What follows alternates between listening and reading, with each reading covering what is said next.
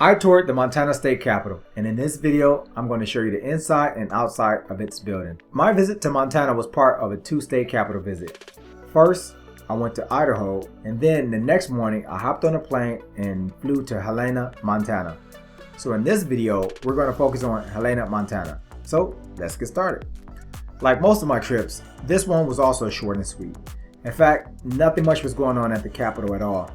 All my recent visits, for the most part, have occurred after the ending of the state legislative sessions. Meaning, I've noticed that most of the legislators use the first few months of the year to front load all of their collaborative government work, and then they break off to their respective districts once the session ends. So now the capitals are pretty empty when I visit, if they're not used for state employee offices. Montana was no exception. If their state workers were working, I couldn't find them, but more on that later. Let's first talk about getting to Helena from Boise, Idaho.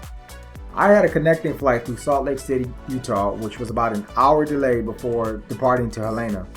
So, as I usually do when traveling, I usually wait in the Delta Lounge up until about 15 minutes before I have to be at my flight's gate. But this time, it almost got me into trouble. There's a massive renovation going on at the Salt Lake City International Airport. While waiting in the Delta Lounge, for some reason I received a push notification on my phone that my flight had begun boarding 15 minutes before it was originally scheduled to board. So technically I was already late.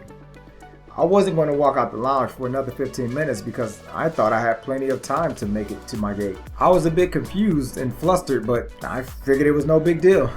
I packed my things and calmly walked towards my gate. Calmly, that is, until I realized just how far I had to walk.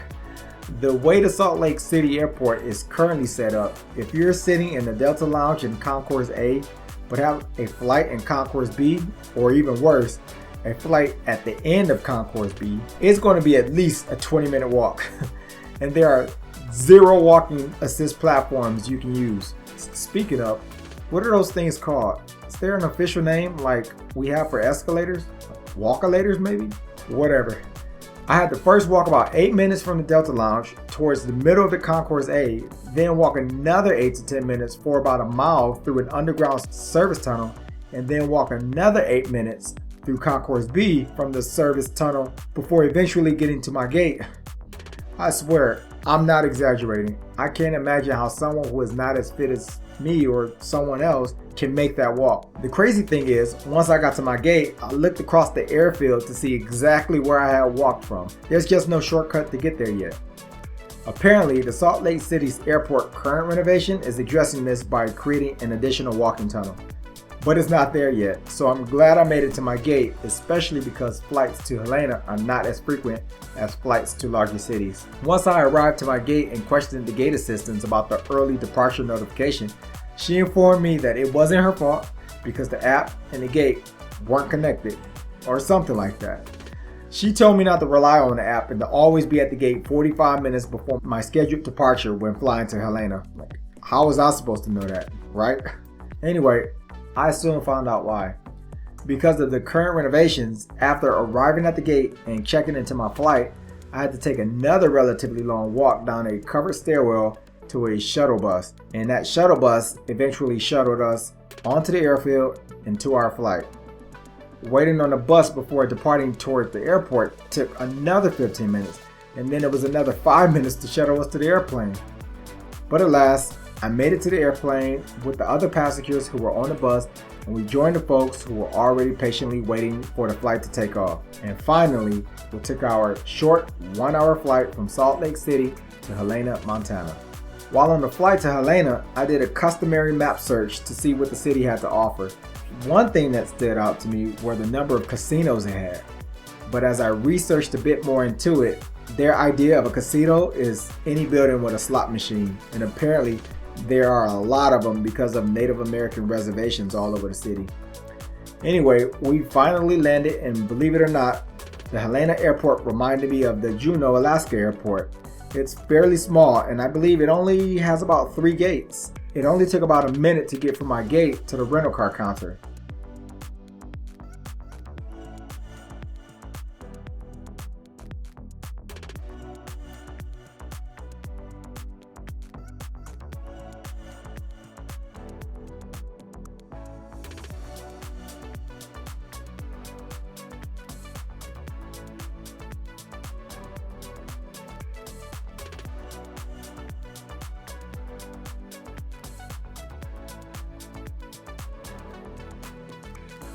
After retrieving my bags, I jumped into my rental car and I headed directly to the Montana State Capitol. The day was a bit dreary, but the town was clearly visible from my ride. Helena definitely isn't a large town, and much like Cheyenne, Wyoming, you can see the Capitol building from the distance towering over the small city as you drive towards it. The capital city itself is only the 6th largest city in the state of Montana. The largest city in Montana is Billings, but it only has about 120,000 residents. Helena only has about 32,000 residents, about half the residents that Cheyenne, Wyoming has, and roughly the same number as Juneau, Alaska. Still, their Capitol building was way more impressive than Alaska. Perhaps, though, it's because Helena was founded as a gold camp and therefore was a pretty rich city back in the day. According to Wikipedia, it had 50 millionaires living in the city back in 1888. That seems like a lot. Oh, and because I'm a bit more conscious of city demographics now, particularly of African American demographics, according to World Population Review, Helena only has an African American population of 0.49%. Like, that's mathematically only 156 self-reported black people out of 32,000 people in the entire city. By contrast, the city reports that it has a population of roughly 93% white, with the next highest demographic report being 2 or more races, but only a makeup around 4%, and the next highest is Native American with 1%. Crazy, right? Anyway, let's finally get to the Capitol building itself. Technically, the Montana State Capitol has 4 levels. When you enter from the garden level, you're on the first level of the first floor. There's not much to this floor. Actually, there's a lot to this floor since it contains the Legislative Services offices. And if you don't know, these are the folks that take calls from all the commoners like you and I and respond to congressional inquiries for the legislatures. So what I meant to say is there's no official tour items on this floor. In addition to the Legislative Service offices, there's a post office, information desk, and a security post.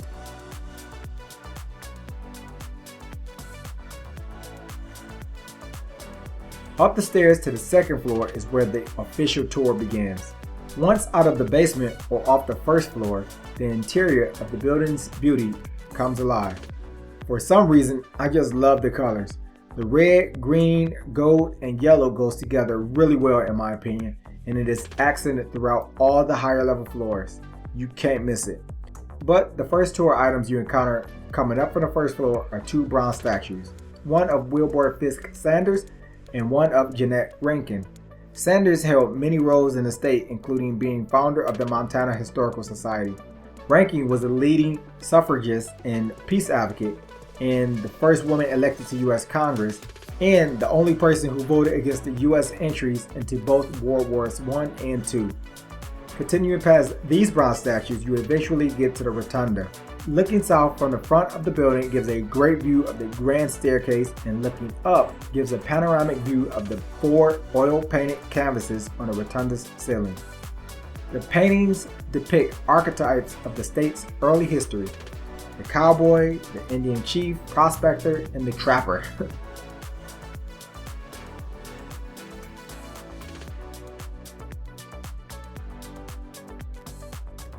At the floor level around the rotunda are 3 more bronze statues of prominent past Montana figures. Down the east hall are the offices of the governor and lieutenant governor.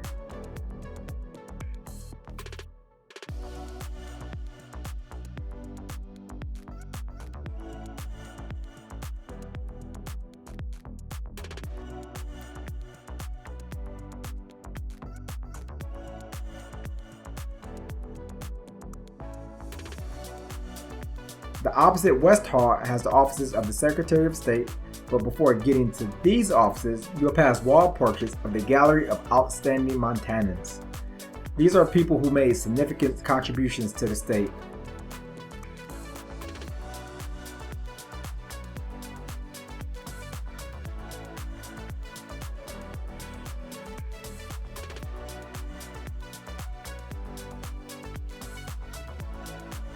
Up the stairs towards the 3rd floor, looking up, you'll find another oil canvas. This time it's the oil canvas titled "Driving the Golden Spike."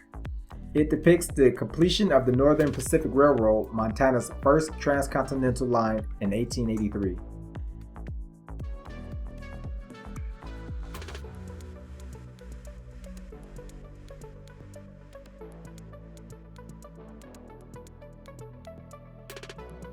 Turning around looking north, you'll find Mike and Maureen Mansfield bronze statues.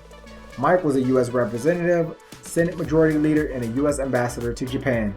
Apparently, he insisted that his wife be included in the statue mural because of her critical role that she played in his career. On the left and right walls, walking towards the front of the building, you'll find additional oil paintings. Both of these are dedicated to Montana women and are collectively titled Women Build Montana.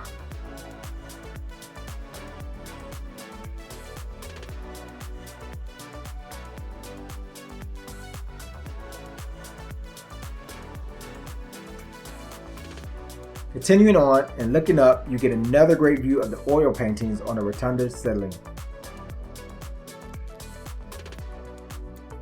The old Supreme Court chamber on this floor was inaccessible, but a look through its windows shows more oil paintings on the ceiling. This room was the original Senate chamber from 1902 to 1912, but is now used as a hearing room.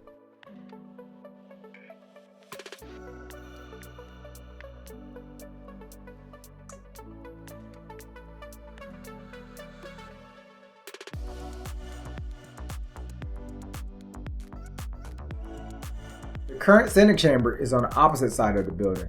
It too has, you guessed it, oil canvases on its ceiling. You can't really see them in this shot, but you can see the giant mural, "We Proceeded," on bronze murals by Eugene Daub. It's a mural of the Lewis and Clark expedition team. By the way, if you're not familiar with Lewis and Clark, they were commissioned by President Thomas Jefferson to explore the region acquired by the Louisiana Purchase. Both Lewis and Clark and a team of about 30 people had a mission to explore the western half of the country. They made a round-trip journey over around 1,200 days from Illinois to the Pacific Ocean and then back. And the reason why this is important to the state of Montana is because Lewis and Clark and their team were the first to officially explore the region. Moving on. In a weird hiding from your parents type of way, tucked away behind the Senate chamber is the House of Representatives chamber in its party lobby.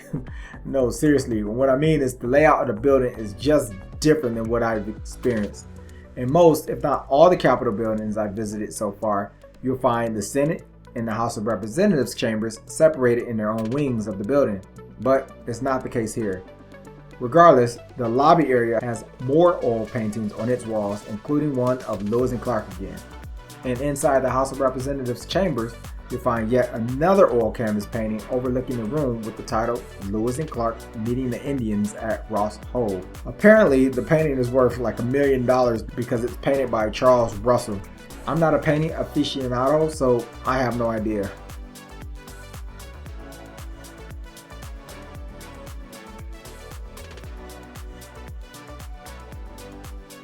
Fourth floor. Finally, you'll find galleries for the old Supreme Court chamber in both the Senate and the House of Representatives chambers. I didn't get a chance to walk the gallery of the Senate chamber, but I did get a view from the House chamber. I met a wonderful staff member who was eager to unlock it for me and also give me a bit of information about the building that wasn't in the brochure.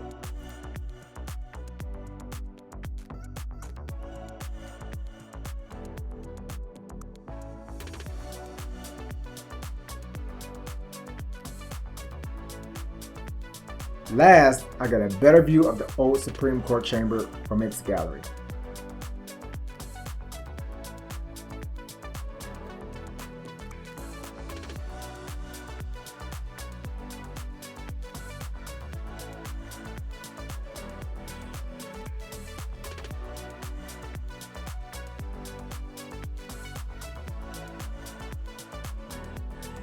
And that's the Montana State Capitol. After my tour, I made my way back to my hotel room, freshened up, did some work, and then headed out to the local Planet Fitness.